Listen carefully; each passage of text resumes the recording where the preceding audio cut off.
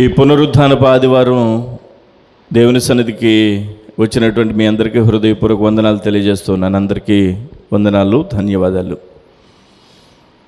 కొద్ది నిమిషాలు దేవుని యొక్క వర్తమానాన్ని ఈరోజు మనం ధ్యానం చేద్దాం. చూడండి, పరమగీతము అనేటువంటి కావ్య గ్రంథం నుంచి మొదటి అధ్యాయము 5వ వచనాన్ని ఒకసారి మనం చదువుకుందాం. పరమగీత గ్రంథము 1వ అధ్యాయము 5వ వచనం. యెరూషలేము కుమార్తెలారా, నేను నల్లని దాననైనను సౌందర్యవంతురాలను, కేదారు వారి గుడారముల వలెను, సొలొమోను నగరు తెరల వలెను నేను సౌందర్యవంతురాలను. చాలాసార్లు ఈ పరమగీత గ్రంథం గురించి మీకు చెప్తూ అనేకమైనటువంటి విషయాలు చెప్పాను. బైబిల్లో పద్య భాగము, గద్య భాగం అనే 2 భాగాలు ఉన్నాయని, పద్య భాగంలో కీర్తనల గ్రంథం, పరమగీత గ్రంథం, ప్రసంగి, కొన్ని గ్రంథాలు కావ్య గ్రంథాల్లోనికి వస్తాయని, గద్య భాగంలోనికి మిగిలినటువంటి గ్రంథాలు వస్తాయని చెప్పాను. ఈ పద్య భాగంలో ఉన్నటువంటి గ్రంథాలలో పరమగీత గ్రంథం అనేది గ్రాంధిక భాషలో వ్రాయబడినటువంటి గ్రంథం. ఒక పట్టాన అర్థం కానటువంటి ఈ గ్రంథం అద్భుతమైనటువంటి దేవుని సన్నిధిలో ఆయన యొక్క ప్రత్యక్షతను బయలుపరిచేటువంటి గ్రంథం ఈ పరమగీత గ్రంథం.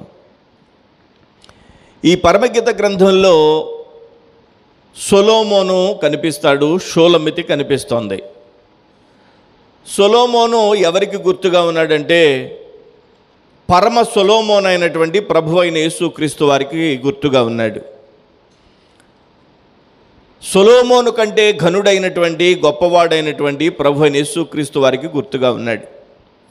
మరి షూలమితి ఎవరికి గుర్తుగా ఉందంటే సార్వత్రిక సంఘానికి గుర్తుగా ఉంది. ఈ ఇరువురు మధ్య నడిచినటువంటి సంభాషణే పరమగీత గ్రంథం. ఈ పరమగీత గ్రంథం మనం చదువుతున్నప్పుడు అక్షరాలని చూస్తే మనం పొరపాటు పడేటువంటి అవకాశం ఉంది. ఈ అక్షరాలను కాకుండా ఈ వచనాలలో ఉండేటువంటి ఆత్మీయ అర్థాన్ని మనం చదివినప్పుడు, చూస్తున్నప్పుడు మనం ఎంతో దీవెనకరమైనటువంటి ఆశీర్వాదాన్ని పొందుతాం. మీకు గుర్తుండే ఉంటుంది, ఈ వచనంలో కేదారు వారి గుడారములు అనే వర్తమానం నేను చెప్పాను. మీకు గుర్తుందా? గుర్తు లేకపోతే ఈరోజు మేడగది గ్రూప్లో ఈ వర్తమానాన్ని చెప్తాను. మొన్న కూడా గత సంవత్సరం కూడా నేను దుబాయ్ వెళ్ళినప్పుడు దుబాయ్లో ఫెయిత్ ఫెలోషిప్ చర్చ్ అనేటువంటి చోట ఇదే వర్తమానాన్ని అందించాను. ఆ వర్తమానాన్ని మీకు నేను గ్రూప్లో పెడతాను, తప్పనిసరిగా చూడండి. కేదారు వారి గుడారములు. మరి ఆ కేదారు వారి గుడారముల గురించి చెప్పాను కదా, తర్వాత లైను చెప్పలేదు మీకు. యెరూషలేము కుమార్తెలారా, నేను నల్లని దానినైనను సౌందర్యవంతురాలను. ఎవరంటున్నారు ఈ మాట? సంఘం అంటుంది, విశ్వాస అంటున్నాడు, నేను పాపినే, నేను దోషినే, నేను అక్రమములో ఉన్నవాడనే, కానీ నేను దేవుని యొక్క కృపలో సౌందర్యవంతమైనటువంటి స్థితిలోనికి నేను వచ్చాను అని ఇక్కడ సంఘము చెప్తున్నట్లుగా మనం చూస్తున్నాం. యెరూషలేము కుమార్తెలారా, నేను నల్లని దాననైనను సౌందర్యవంతురాలను, నేను నల్లని దాననైనను సౌందర్యవంతురాలను అని చెప్పడం జరుగుతోంది. అంటే ఆ యొక్క సంఘము తన యొక్క సౌందర్యమును గూర్చి, ఆత్మీయ సౌందర్యమును గూర్చి ఇక్కడ వ్రాస్తుంది. ఎంత సౌందర్యమో చెప్తోంది. ఏమనంటే కేదారు వారి గుడారములంత సౌందర్యం. సరే, కేదారు వారి గుడారములు గూర్చి మీరు ఆ వర్తమానాన్ని విని ఆశీర్వదించబడండి. ఇప్పుడు సొలొమోను నగరు తెరలు వలెను నేను సౌందర్యవంతురాలను అని చెప్తోంది. హల్లెలూయా. ఎవరైనా ఎంత అందంగా ఉంది ఆ పెళ్లి కూతురు అంటే ఏమంటారు చెప్పండి? ఎవరితో పోలుస్తారు? చందమామతో పోలుస్తారు, మెరుపు తీగతో పోలుస్తారు. మెరుపు తీగ అంత బాగుంది, చందమామ అంత బాగుంది అని చెప్తారు. దాని అర్థం ఏంటంటే చందమామ భూమి మీదకి చాలా అందంగా కనిపిస్తుంది, మెరుపు తీగ కూడా చాలా అందంగా కనిపిస్తుంది. అయితే ఇప్పుడు సంఘం కూడా తాను ఎవరితో పోల్చుకుంటుంది? చాలా అందంగా ఉండేటువంటి పరిస్థితులతో పోల్చుకుంటుంది. ఎవరు అంటే ఒకటి కేదారు వారి గుడారములు, అది బహిరంగంగా కనిపించేది. రెండవదిగా ఏమని చెప్తోంది సంఘం? సొలొమోను నగరు తెరల వలెను అని చెప్తోంది. సొలొమోను నగరు తెరలు అని చెప్తోంది. అంటే దాని అర్థం ఏంటి?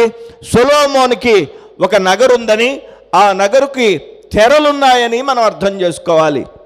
ఇక్కడ వాస్తవానికి సొలొమోను రాజు దావీదు యొక్క కుమారుడు. దావీదు తన యొక్క తదనంతరం ఆ రాజ్యాన్ని సొలొమోనుకి అప్పగించాడు. అభిషేకం చేసి, పట్టాభిషేకం చేసి రాజుగా మరి ఆ యొక్క బాధ్యతలు అప్పగించాడు. రాజుగా అప్పగించబడిన తర్వాత ఈ సొలొమోను అనేటువంటి ఆయన దేవుని మందిరాన్ని కట్టాడు. దేవుని మందిరాన్ని కట్టాడు. మీకు తెలుసు, దేవుని మందిరాన్ని కట్టడానికి ప్రపంచంలో ఏ రాజు కష్టపడనంతగా కష్టపడ్డాడు. వాస్తవానికి ఆ సొలొమోను కట్టేటువంటి సామాగ్రిని అంతటిని దావీదే మరి ఏర్పాటు చేసేసాడు. కానీ అవసరమైనటువంటి కలప, అవసరమైనటువంటి కొన్ని పనిముట్లను హీరాము రాజు దగ్గరికి వెళ్ళి తెచ్చుకున్నాడు సొలొమోను. బాగా గమనిస్తే అందమైనటువంటి దేవుని మందిరం కట్టాడు సొలొమోను. కట్టి తనకు కూడా ఒక ప్యాలెస్ కట్టించుకున్నాడు. బాగా వినాలి ఇక్కడ. ఆ ప్యాలెసే, ఆ అందమైనటువంటి అంతఃపురమే మనం ఇప్పుడు చదువుతున్నటువంటి సొలొమోను నగరం. దేవునికి స్తోత్రం.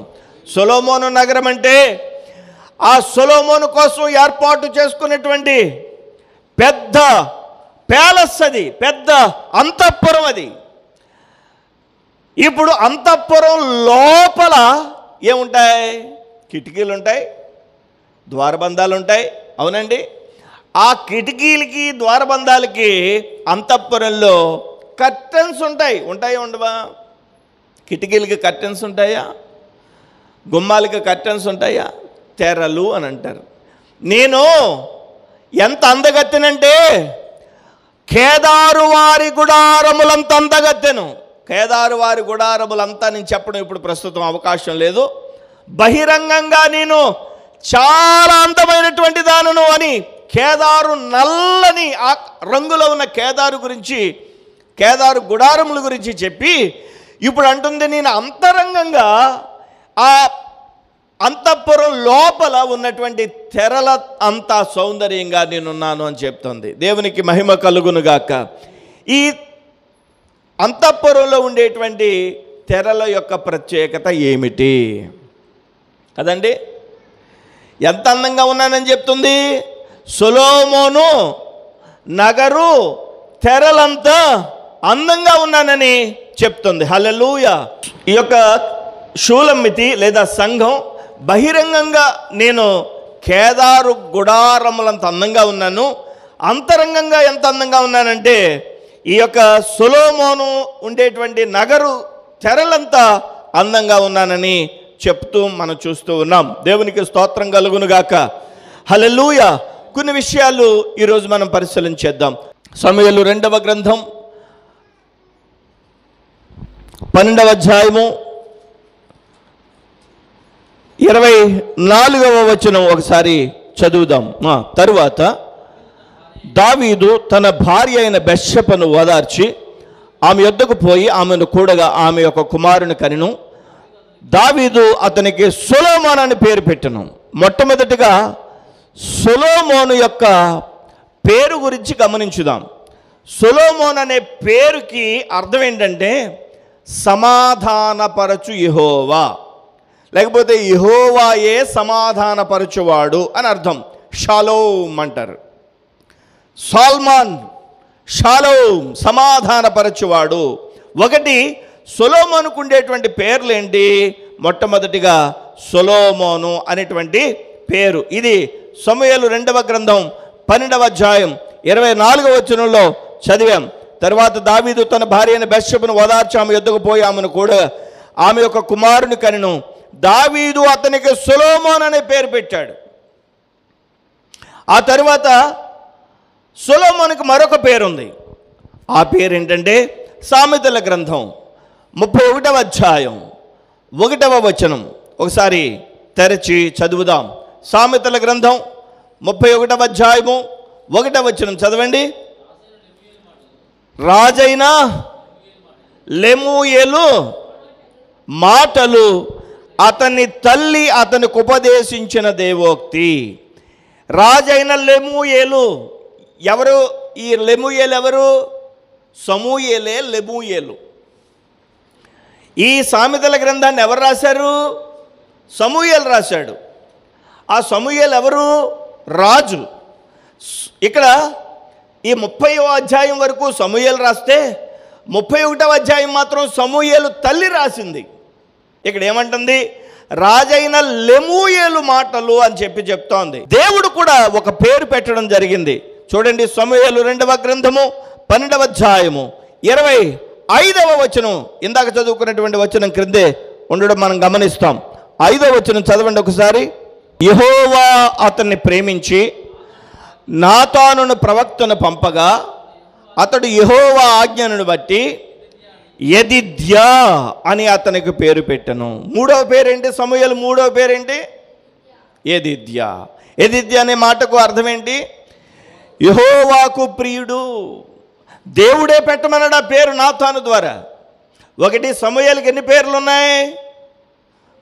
సమూయేలుకి 3 పేర్లు ఉన్నాయి. ఒకటి వాళ్ళ నాన్న పెట్టిన పేరు, ఇంకొకటి వాళ్ళ అమ్మ పెట్టిన పేరు. 3 మంచి పేర్లే. తండ్రి ఏమో కన్నా అంటాడు, తల్లేమో పండు అంటది, తాతగారేమో చిట్నాన్న అంటాడు. రకరకాల ముద్దు పేర్లు పెట్టి పిలుస్తారు. ఎవరు ఎలా పిలిచినా ప్రేమగా పిలిచే పేర్లే. ఒక గొప్ప మందిరాన్ని కట్టించాడు. ఆ కట్టించినటువంటి మందిరం చాలా గొప్పగా ఉంటుంది. అంతేకాకుండా తన కోసం రాజనగరాన్ని కట్టించుకుని ఆ ప్యాలెస్ని కట్టించుకుని ఆ ప్యాలెస్ లోపల చాలా అద్భుతమైనటువంటి సౌకర్యాలు ఏర్పాటు చేసుకున్నాడు. అయితే ఆ కిటికీలకి ఆ గుమ్మాలకి తెరలు ఏర్పాటు చేశాడు, కర్టెన్స్ ఏర్పాటు చేశాడు. ఇప్పుడు సంఘం అంటుంది, నేను సొలొమోను నగరంలో ఉండేటువంటి ఆ ప్యాలెస్లో ఉండేటువంటి ఆ తెరలంత అందంగా ఉన్నాను లోపల అని అంటుంది. హల్లెలూయా. ఇప్పుడు ఆ తెరలు గురించి మనం కొన్ని విషయాలు పరిశీలన చేద్దాం. తెరల గురించి పరిశీలన చేయాలంటే కొన్ని విషయాలు మనం చదవగాలి. చూడండి, రాజుల మొదటి గ్రంథం 7వ అధ్యాయం 1వ వచనం నుంచి చదువుదాం. సొలొమోను 13 సంవత్సరములు తన నగరును కట్టించుచుండి దానంతటినీ ముగించను. నగరును అంటే ప్యాలెస్ని ఎంతకాలం కట్టాడండి సొలొమోను? 13 years, 13 సంవత్సరాలు కట్టాడు. 1 సంవత్సరం, 2 సంవత్సరాలు, 3 సంవత్సరాలు కాదు. ఇల్లు కట్టుకుంటే 1 సంవత్సరం, బాగా లేట్ అయితే 2 సంవత్సరాలు, 3వ సంవత్సరం కూడా కట్టబడుతుందంటే అయిపోయి చాలా లేట్ అయిపోయిందని అనుకుంటాం. కానీ 13 సంవత్సరాలు ఏమాత్రం అడ్డు లేకుండా కడుతూనే ఉన్నారు ఆ యొక్క నగరిని, ఆ యొక్క ప్యాలెస్ని. అద్భుతమైనటువంటి నగరిని సొలొమోను 13 సంవత్సరాల పాటు కట్టడం జరిగింది. అయితే ఈ కట్టడం గురించి, ఈ 13 సంవత్సరాలు కట్టినటువంటి కట్టడం ఎలా ఉంటుంది, ఎంత అందంగా ఉంటుంది మనం ఊహించుకోవచ్చు. ద్వితీయోపదేశకాండంలో మనం ఒక మాటను మనం పరిశీలన చేయాలి. ద్వితీయోపదేశకాండం 29వ అధ్యాయం 29వ వచనం.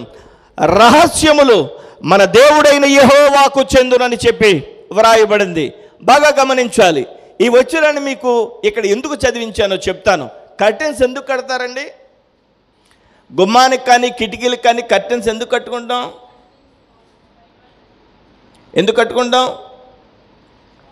లోపల ఉన్నవారు చెప్పండి, బయటికి కనిపించకుండా, అవునా, కాస్త మరుగుగా ఉండడానికి.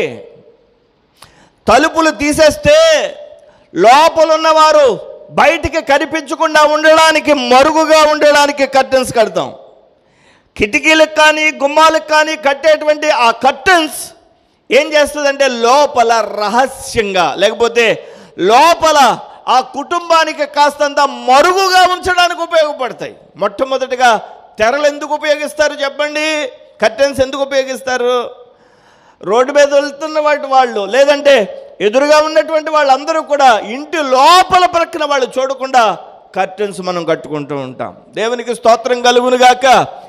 హృదయం అనేటువంటి లోపల దేవుని యొక్క సన్నిధిలో సంఘం బయటికి కేదారు వారి గుడారములంత అందంగా కనిపిస్తూ లోపల రహస్యమైనది, దేవుని దృష్టికి అందమైనదిగా ఉండాలని చెప్పి దేవుడు ఆశిస్తూ కోరుకుంటున్నాడు. అదే మనం ఇక్కడ చదువుకుంటున్నాం. రహస్యములు మన దేవుడైన యెహోవాకు చెందును. హల్లెలూయా. అంటే మన అంతరంగ స్థితి ఎవరికి తెలుసట? సర్వశక్తి కలిగిన దేవునికి తెలుసు. ఈ లోకంలో ఉన్న ప్రజలకు మరుగుగా ఉండొచ్చు, ఈ లోకంలో ఉన్న ప్రజలకు మనం దాగి ఉండొచ్చు, కానీ దేవుని యొక్క దృష్టికి, దేవుని యొక్క సన్నిధిలో ఆయనకు రహస్యములన్నీ కూడా తెలిసినటువంటి దేవుడు. రహస్యములు మన దేవుడైన యెహోవాకు చెందును అని చెప్పి వ్రాయబడినటువంటి వచనాలు ఇక్కడ మనం చదువుతున్నాం. దేవునికి స్తోత్రం కలుగును గాక. ఈ తెరలు ప్రప్రథమంగా ఎందుకు వాడతారంటే అంతరంగంలో ఉండేటువంటి స్థితిని దేవుడు చూస్తున్నాడు అనేటువంటి ఒక గొప్ప విషయం తెలియజేయడానికి. దేవునికి స్తోత్రం కలుగును గాక. హల్లెలూయా. ఈ రహస్యమైనది, ఈ యొక్క అంతరంగంలో ఉండేటువంటి పరిస్థితి, అది విశ్వాసమైనా అవిశ్వాసమైనా, అది దేవుని ఆరాధనైనా, దేవుని నిర్లక్ష్య పెట్టడమైనా, దేవుణ్ణి మహిమపరిచినా, దేవుణ్ణి దూషించిన ఏ పరిస్థితి హృదయం లోపల, అంతరంగం లోపల ఉన్న ఆ రహస్యమైన దానిని చూచే దేవుడు ఉన్నాడని ఈ యొక్క తెరలు సూచనగా ఉన్నాయి. హల్లెలూయా. నా అంతరంగాన్ని చూస్తున్నవాడు నా ప్రియుడైనటువంటి, నా ప్రభు అయినటువంటి యేసుక్రీస్తు అని షోలమ్మితి చెప్తోంది. దేవునికి స్తోత్రం కలుగును గాక. ఆయనకు మరుగయ్యున్నది ఏది లేదు. ఆయన సమస్తాన్ని చూడగలిగిన దేవుడు, ఆయన చూస్తున్న దేవుడు. హల్లెలూయా. ఆయన గొప్ప దేవుడు, ఆయన కనికర సంపన్నుడని దేవునికి మహిమపరుస్తూ, దేవుని స్తుతిస్తూ చెప్పాలి. రహస్యములు మన దేవుడైన యెహోవాకు చెందును. ఆమేన్. ఈ కర్టెన్స్ కానీ, ఈ తెరలు కానీ, ఆ యొక్క అంతఃపురం లోపల విపరీతమైనటువంటి వెలుగు ఉంటుంది. చీకటిలో, లోపల లైటింగ్లో, ఆ కిటికీలు పెద్దగా ఉండి, ఆ యొక్క గుమ్మాలు పెద్దగా ఉన్నప్పుడు లోపల కర్టెన్స్ కట్టుకోకపోతే బయట, ఆ నగరు బయట, ప్యాలెస్ బయట ఉన్న వారికి చెప్పండి, లోపల ఉండేటువంటి మనుష్యులు కనిపిస్తారు, వస్తువులు కనిపిస్తాయి, లోపలంతా కనిపిస్తుంది. ఈ నరులు అంతరంగాన్ని పరిశీలించలేరు. తెరలు అడ్డుగా ఉన్నాయి, కానీ ఆ తెరలు కలిగిన నగరు లోపలికి రాజైనటువంటి సొలొమోను ఎలా నివసిస్తున్నాడు? పరమ సొలొమోనైన నా ప్రభు అయిన యేసుక్రీస్తు వారు ఆ యొక్క తెరలు కలిగిన హృదయం లోపల ఆయన నివసించేవాడై ఉన్నాడని సంఘం చెప్తోంది. హల్లెలూయా. హృదయాంతరంగములు ఎరిగినవాడు మన ప్రభు అయినటువంటి యేసుక్రీస్తు వారు. దేవునికి స్తోత్రం కలుగునుగాక. హల్లెలూయా. అంతేకాదండి, హెబ్రీయులకు అపోస్తులుడైనటువంటి పౌలు రాసినటువంటి పత్రిక, హెబ్రీయులకు అపోస్తులుడైనటువంటి పౌలు రాసినటువంటి పత్రిక 4వ అధ్యాయం చూడండి, 13వ వచన భాగాన్ని చదువుదాం. హెబ్రీయులకు అపోస్తులుడైన పౌలు రాసినటువంటి పత్రిక 4వ అధ్యాయము 13వ వచనం. మరలా ఆయన దృష్టికి కనబడని స్పష్టము ఏదియూ లేదు. ఆ కర్టెన్స్ ఉండడం వల్ల ఈ లోకానికి కనిపించదు, కానీ కర్టెన్స్ లోపల దేవునికి కనిపించినదంటే ఏమీ లేదు. చూడండి, హెబ్రీయులకు రాసిన పత్రిక 4వ అధ్యాయం 13వ వచనం ఏమని రాయబడింది? మరియు ఆయన దృష్టికి కనబడని స్పష్టము ఏదియూ లేదు అని చెప్పి వ్రాయబడింది. మనమెవరికి లెక్క చెప్పవలసి ఉన్నదో ఆ దేవుని కన్నులకు సమస్తమును మరుగులేక తేటగా ఉన్నది. కారణం ఏంటంటే అంతఃపురం లోపల సొలొమోనే నివసిస్తున్నాడు కాబట్టి సొలొమోనుకు తెలుసు. సొలొమోను ఆ నగరిని, ప్యాలెస్ని నిర్మించాడు కాబట్టి బయట ఎంత అందంగా ఉందో కూడా సొలొమోనుకు తెలుసు. మన బహిరంగంగా ఉండేటువంటి సాక్ష్యమైన అంతరంగమైన మన దేవునికి మరుగై ఉండలేదు. దేవునికి స్తోత్రం. చూసారా, నగరు తెరలను గూర్చి వ్రాయబడినటువంటి విషయాలను మనం చెప్పుకుంటున్నాం. నగరు తెరలు, ఈ సొలొమోను నగరు తెరలు చాలా ప్రశస్తమైనవి. మనం తెచ్చుకున్నట్టు రాజమండ్రి వెళ్ళి, లేదంటే ఎక్కడికన్నా వెళ్ళి, విజయవాడ వెళ్ళి ఆ మంచి మనకు నచ్చిన డిజైన్లో ఉన్న ఆ కర్టెన్స్ని తీసుకొచ్చి వేలాడ తీసుకోలేదో. ఒక విషయం తెలుసా, సొలొమోను నగరానికి ఉండే తెరలు ఎలాగ తయారు చేస్తాడో చెప్తాను. బంగారపు పూతతో పూయబడినటువంటి తీగలతో అల్లబడినటువంటి కర్టెన్స్ అవే. బాగా విన్నారా?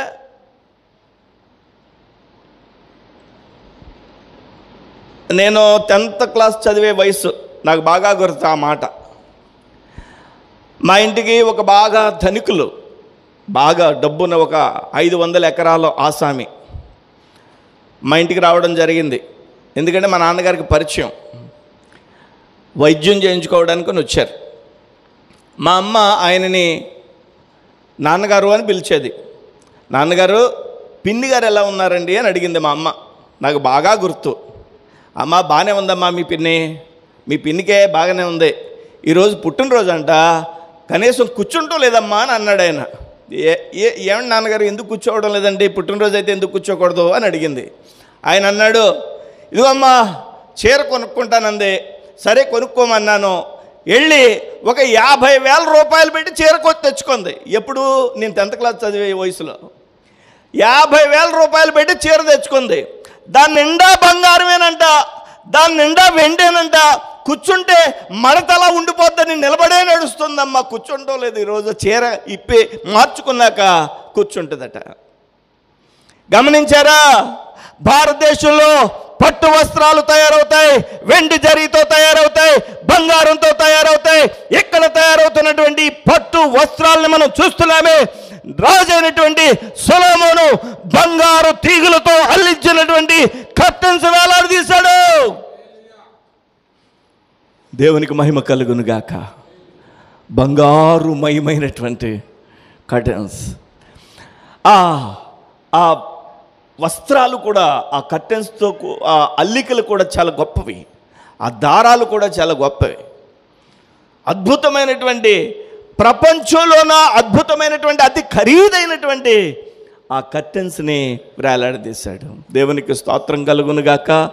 ఆ కర్టెన్స్ విలువైనవి అని చెప్తున్నాను, ఘనమైనవి అని చెప్తున్నాను. మన అంతరంగంలో, మన హృదయంలో ప్రభు అయిన యేసుక్రీస్తు వారు నివసిస్తే మనకి విలువ, మనకి ఘనత, ఏమాత్రం విలువ లేని మనకి, ఏమాత్రం ఘనత లేని మనకి, ఏమాత్రం పనికి మాలినటువంటి మన జీవితాలలో మనకి యేసయ్య గొప్ప విలువనిచ్చాడంటే కారణం ఏంటో తెలుసా? సొలొమోను తన యొక్క నగరు తెరలకి ఏ విధంగా ఖరీదైన, విలువైన ఆ తెరల్ని ఏర్పాటు చేసుకున్నాడు. సంఘం అంటుంది, నేనంత విలువైన దాన్ని, అంత సౌందర్యవంతురాలని అని చెప్తోంది. హల్లెలూయా. ఈరోజు గమనించాలి, దేవుని సన్నిధిలో ఆయన యొక్క నామమును మహిమపరచడానికి మనము విలువైనటువంటి వారిగా, ఘనమైనటువంటి వారిగా, క్రీస్తు యొక్క రక్తము చేత కడగబడిన వారం. ఆయన సొత్తుగా చేసుకున్నాడు మనల్ని. అంతేనా? ఆయన సొత్తుగా మనల్ని చేసుకున్నాడు. ఆయన నామాన్ని మహిమపరచడానికి మనల్ని ఆయన ఎన్నుకున్నాడు, ఏర్పాటు చేసుకున్నాడు. లేని రేటుని మనకిచ్చేసాడు, మన మీద పెట్టేశాడు ఆయన. అవునండి. ఏమనుంది బైబిల్లో? ఒక ఆయనట ఒక ముత్యాన్ని చూశాడట. ముత్యాన్ని కొనుక్కోవాలనుకున్నాడట. ఆయనకున్న యావదాస్తిని అమ్మేశాడట. అమ్మేసి వెళ్ళి ఆ ముత్యాన్ని కొనుక్కు తెచ్చుకున్నాడట. ఇప్పుడు ఉండడానికి నిలువ నీడ లేదు, అంతా అమ్మేసి ఆ ముత్యాన్ని తెచ్చుకున్న తర్వాత అందరూ అడుగుతున్నారు, ఏమయ్యా అమ్మేసావేంటి అని అడిగితే, ఈ ముత్యం కొన్నాను. నీ ఇల్లేది? ఇదిగో ఈ ముత్యంలో ఉంది. నీ వాక్యలేదు? ఇదిగో నీ ముత్యంలో ఉంది. నీ ఆస్తి ఏది? ఇదిగో ఈ ముత్యంలో ఉంది. ముత్యము అన్నిటికంటే శ్రేష్టమైనది. దేవునికి స్తోత్రం. మన ప్రభువైన యేసుక్రీస్తు వారు మహిమను విడిచిపెట్టాడు, పరలోకాన్ని విడిచిపెట్టాడు, వెలుగును విడిచిపెట్టాడు, ఆ యొక్క ఘనతను విడిచిపెట్టాడు. ఇప్పుడు ఎవరైనా యేసు ప్రభు వారిని అడిగితే అదంతా విడిచిపెట్టింది కారణం ఏంటంటే, ఈ సంఘాన్ని కొనుక్కున్నాను. సంఘం అంత విలువైందా? విలువైందే అని చెప్తున్నాడు. హల్లెలూయా. నీకు నాకు యేసయ్య అంత విలువనిచ్చాడు.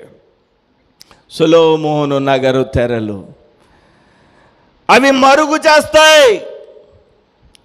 మన అంతరంగంలో ప్రభువైన యేసు పరమ సొలొమోను నివసించి ఆయన రహస్యములను ఆయన తెలుసుకునేవాడై ఉన్నాడు. రెండవదిగా మనకు విలువనిచ్చినటువంటి వాడై ఉన్నాడు. బాగా గమనించాలి. సామెతల గ్రంథం సొలొమోను లేదా సొలొమోను రాసినటువంటి సామెతల గ్రంథం 11వ అధ్యాయం ఒకసారి తెరచి చూడండి. సామెతల గ్రంథం 11వ అధ్యాయము 13వ వచనం. కొండెగాడై తిరుగులాడువాడు పరుల గుట్టు బయట పెట్టును. బాగా వినాలి, బాగా వినాలి. కొండెగాడై తిరుగులాడువాడు పరుల గుట్టు బయట పెట్టును, నమ్మకమైన స్వభావము గలవాడు సంగతి దాచును.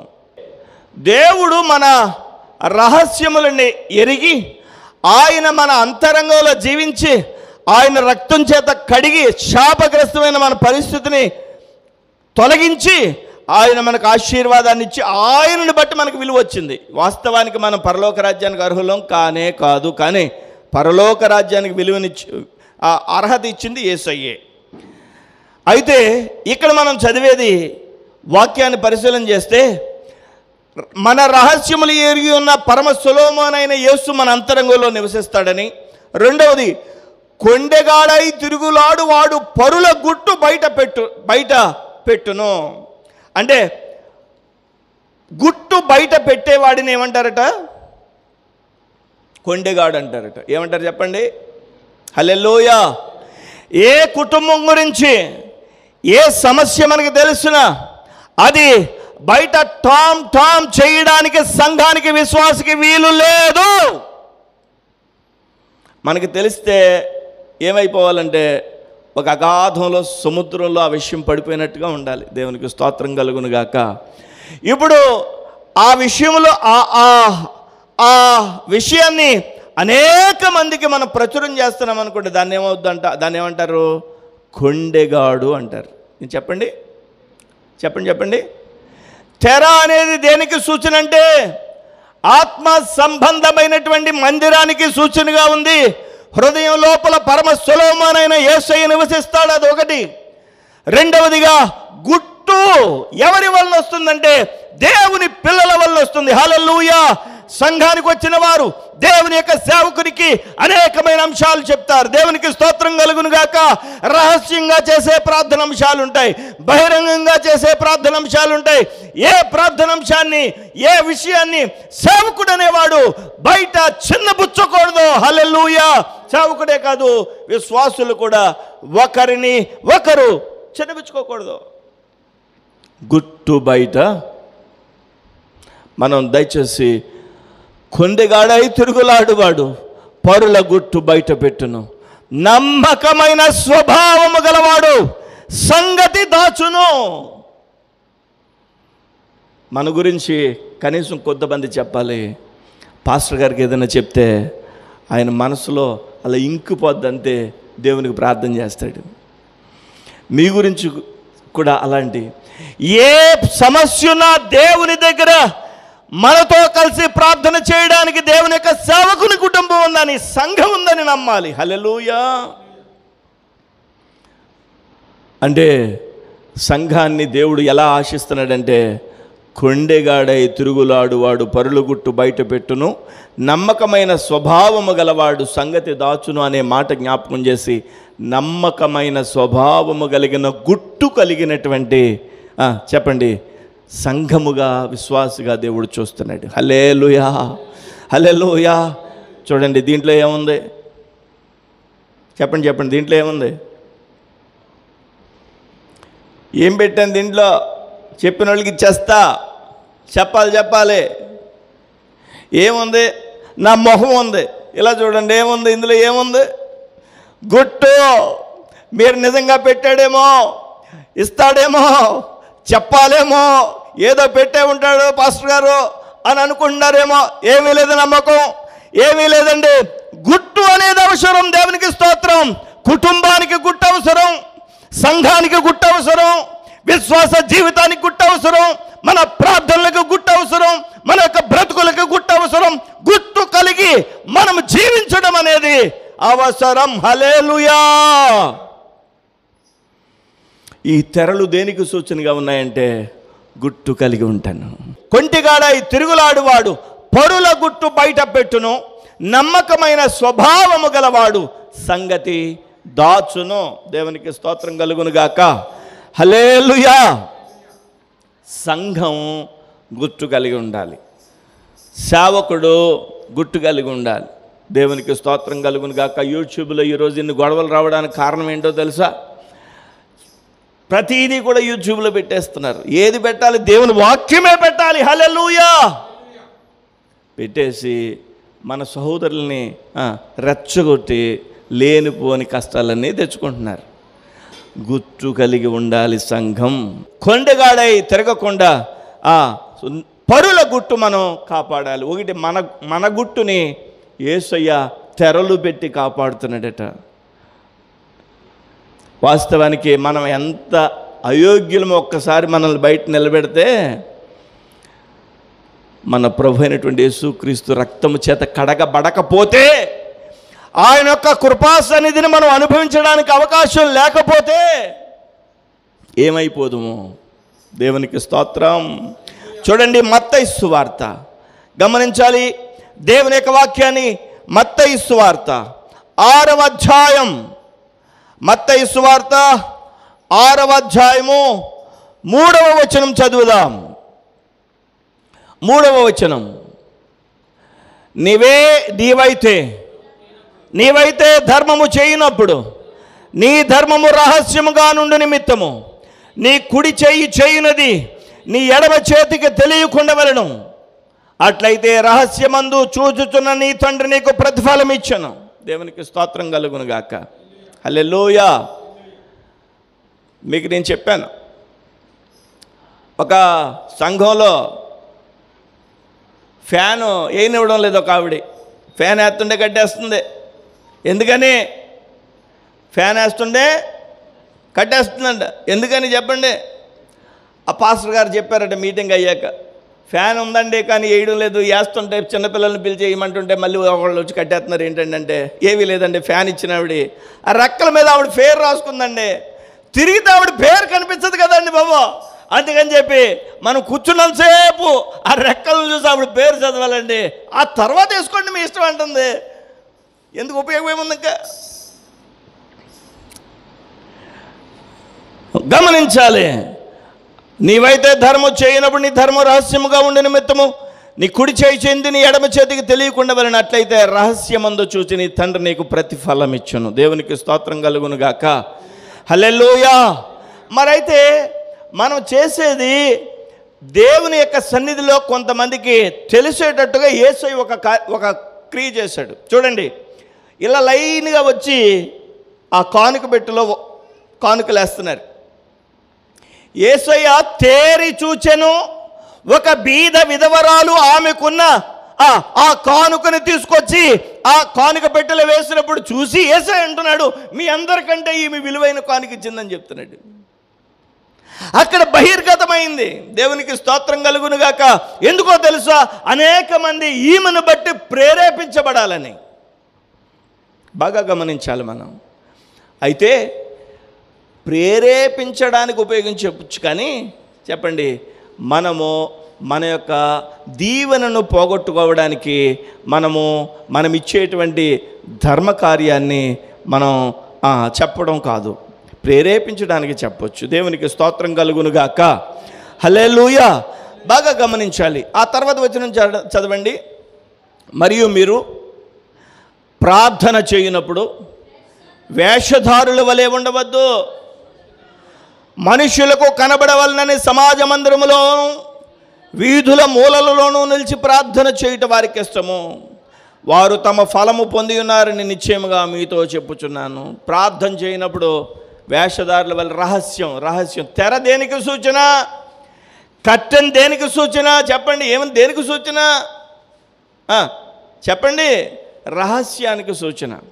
ప్రార్థన చేయనప్పుడు వేషధారుల వలె నేను పెద్ద ప్రార్థనాపరుణ్ణనే బిల్డప్ ఇవ్వక్కర్లేదు, రహస్యంగా చేసుకో. ప్రార్థన చేయనప్పుడు వేషధారుల వలె ఉండవద్దు, మనుషులకు కనబడవలనని సమాజ మందిరములలో వీధుల మూలలలోనూ నిలిచి ప్రార్థన చేయటం వారికి ఇష్టము. బహిరంగంగా వీధుల మధ్యలో నిలబడి ప్రార్థన చేయడం అవసరమా? మీరు రహస్యంగా ఇంట్లో చేయండి, మందిరంలో చేసుకోండి అని చెప్పి ఈ యొక్క ప్రభు యేసుక్రీస్తు యొక్క స్టేట్మెంట్ ఇది. ఇంకా అంటున్నాడు, నీవు ప్రార్థన చేయనప్పుడు నీ గదిలోనికి వెళ్ళి తలుపు వేసి రహస్యమందున నీ తండ్రికి ప్రార్థన చేయము, అప్పుడు రహస్యమందు చూచు నీ తండ్రి నీకు ప్రతిఫలం ఇచ్చును. కర్టెన్స్ మరుగు, మన ప్రార్థన మరుగు, మన యొక్క విశ్వాసం మరుగు, మన కానుక మరుగు. మనం అనేక మంది యొక్క విషయాలు తెలిసినప్పుడు మరుగుగా ఉండాలి. రెండోది, మనలో ఉండేటువంటి ప్రతి పరిస్థితి బయట ప్రపంచానికి మరుగుగా ఉన్నా కానీ దేవునికి సమస్తము చూచేటువంటి దేవుడు. నగరు తెరలు, ఆ యొక్క సొలొమోను నగరు తెరలంతా సౌందర్యమున్న అంతరంగంలో ఉందని సంఘం చెప్తోంది. హల్లెలూయా. ఇదే 6వ అధ్యాయం 16వ వచనం చదవండి. మీరు ఉపవాసము చేయనప్పుడు వేషధారుల వలె దుఃఖముఖులై ఉండకడి, తాము ఉపవాసము చేయుచున్నట్టు మనుషులు కనబడవలనని వారు తమ ముఖములను వికారము చేసుకుందరు, తమ ఫలము పొంది ఉన్నారని నిశ్చయముగా మీతో చెప్పుచున్నాను. ఉపవాసము చేయుచున్నట్లు మనుషులు కనబడవలనని కాక రహస్యమందున నీ తండ్రికే కనబడవలనని నీవు ఉపవాసం చేయనప్పుడు నీ తల అంటుకుని నీ ముఖము కనుక్కును, అప్పుడు రహస్యమందు చూచుచున్న నీ తండ్రి నీకు ప్రతిఫలం ఇచ్చును. ఉపవాసం ఉన్నప్పుడు బేలమేఘం అయ్యొద్దు, ఉపవాసం ఉన్నప్పుడు నువ్వు నీరసంగా పెట్టొద్దు, ఉపవాసం ఉన్నప్పుడు నువ్వు అంతకంటే మిగిలిన రోజుల కంటే ఇంకా బ్రైట్గా తయారవ్వాలని అన్నాడు. ముఖం కనుక్కొని చక్కగా ఫ్రెష్గా ఉండి నువ్వు కనిపించాలి.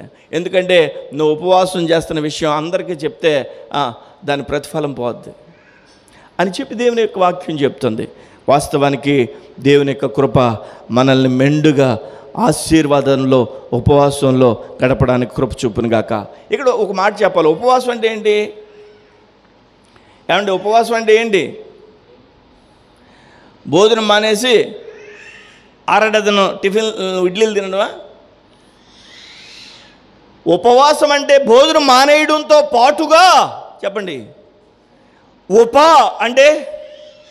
ఉప అంటే దగ్గరగా, వాసము అంటే నివసించుట, దేవునికి దగ్గరగా నివసించడాన్ని ఉపవాసం అంటారు.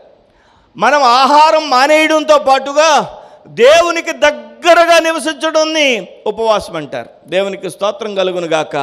ఆ భోజనం మానేసినప్పుడు, ఉపవాసం ఉండాలని అనుకున్నప్పుడు దేవుని సన్నిధిలో వాక్యం చదవడానికి మరియు దేవుని సన్నిధిలో ప్రార్థన చేసుకోవడానికి, పాటలు పాడడానికి ప్రభు కృప చూపించునుగాక.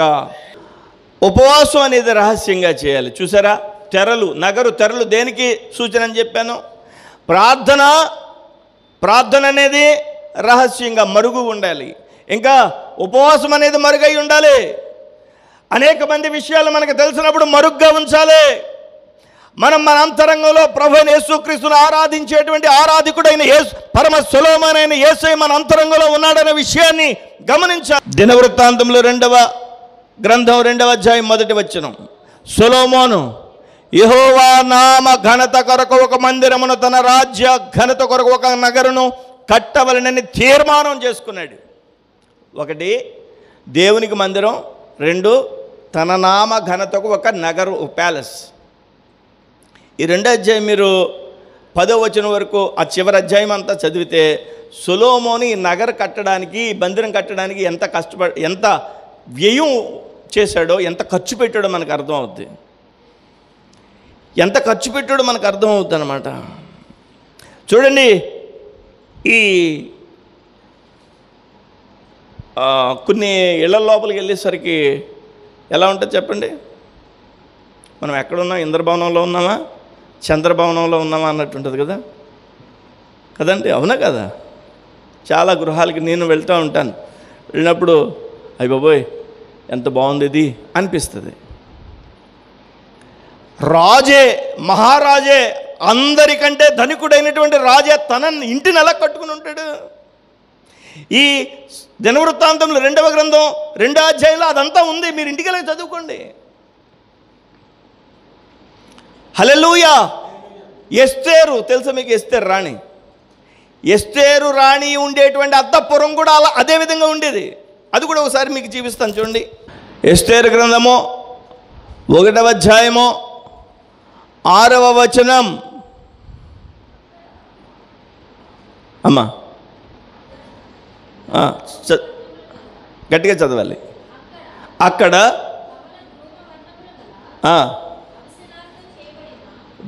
ఏ వర్ణం అది? ధవళ ధూప వర్ణము గల అవిసనారతో చేసిన, ధవళం అంటే తెలుపు, తెలుపు ధూప వర్ణము కలిగినటువంటి అవిసనారతో చేసిన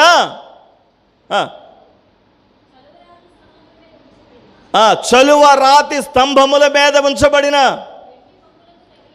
వెండి కొమ్ములకు తగిలించిన,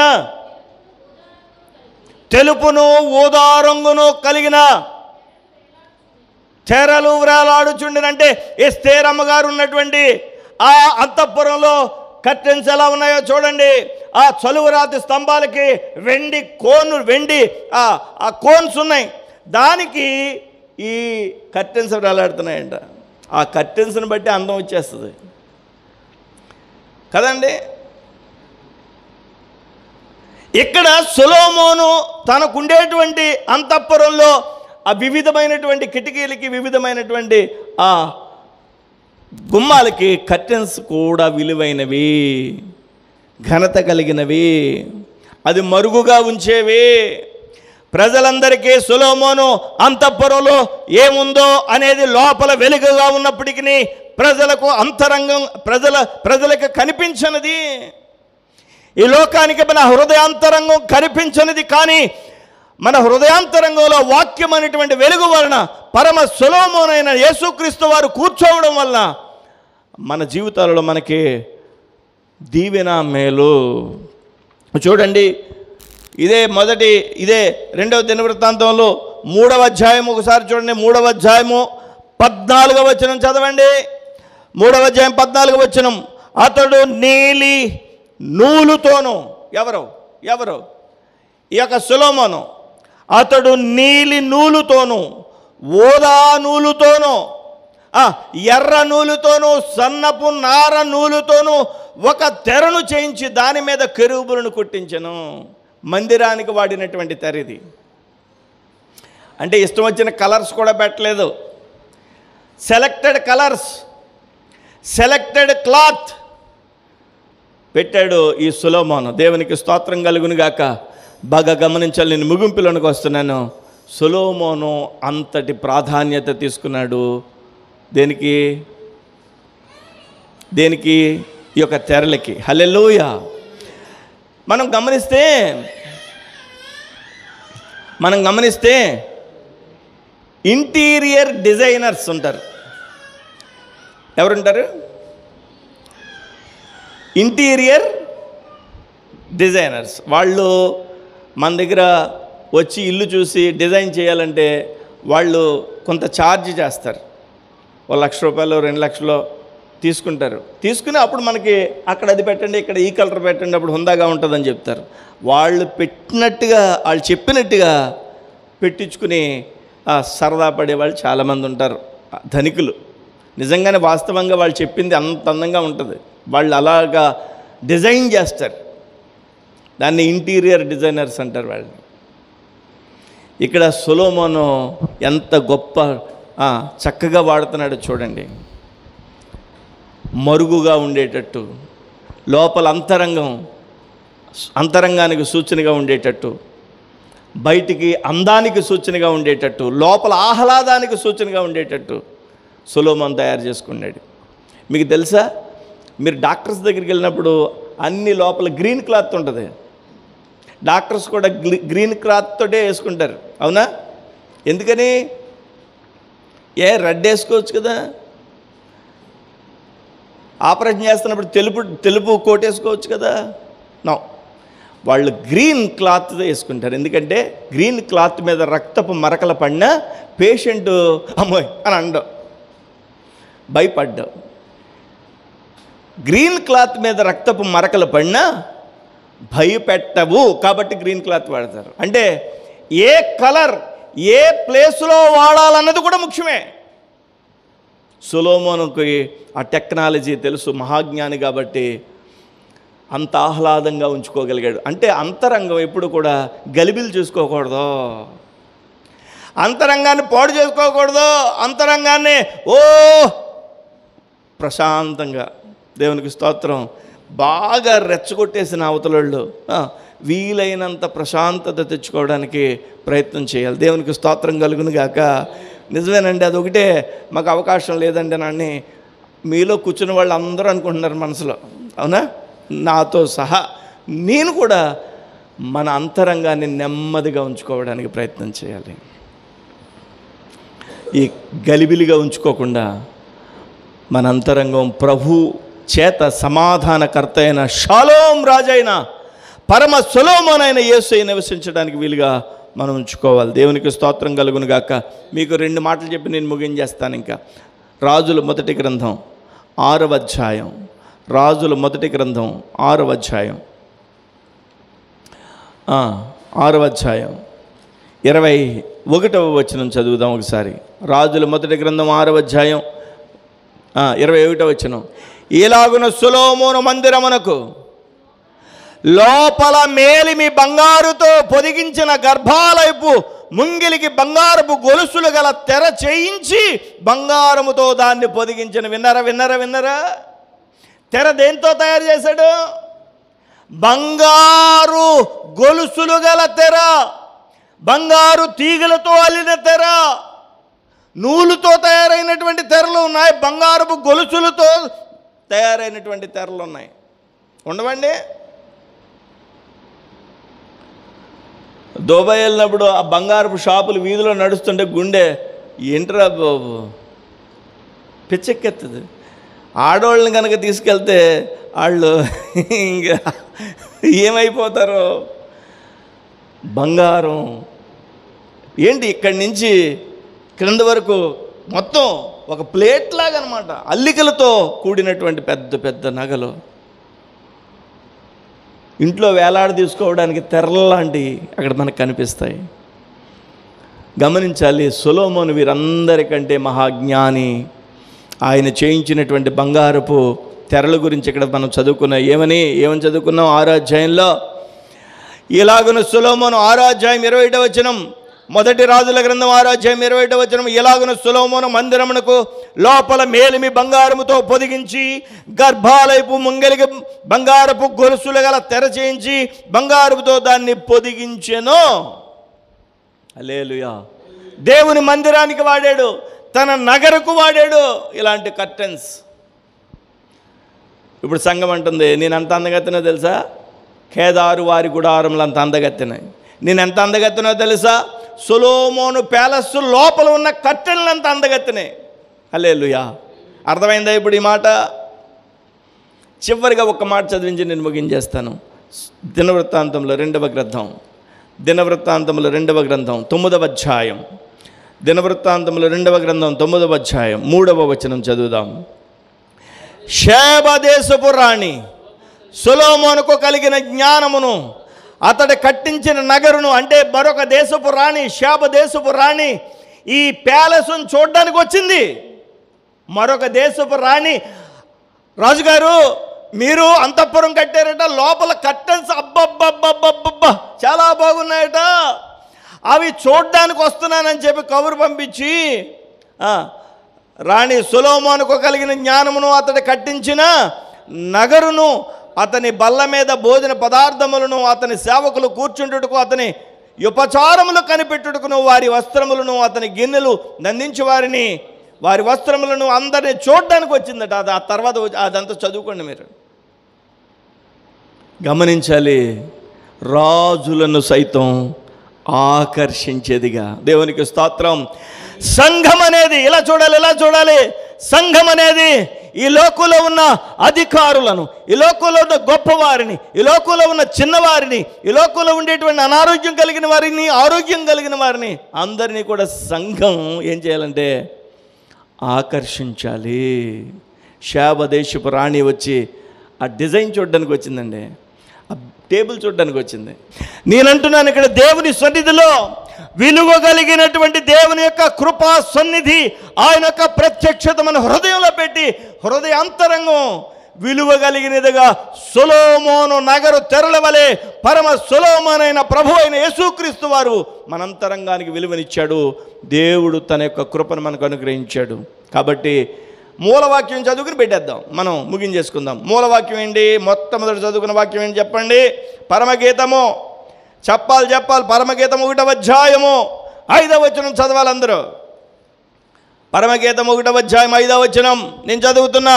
యెరూషలేము కుమార్తెలారా, నేను నల్లని దాననైనను సౌందర్యవంతురాలను, కేదారు వారి గుడారముల వలెను, సొలొమోను నగరు తెరల వలెను నేను సౌందర్యవంతురాలను.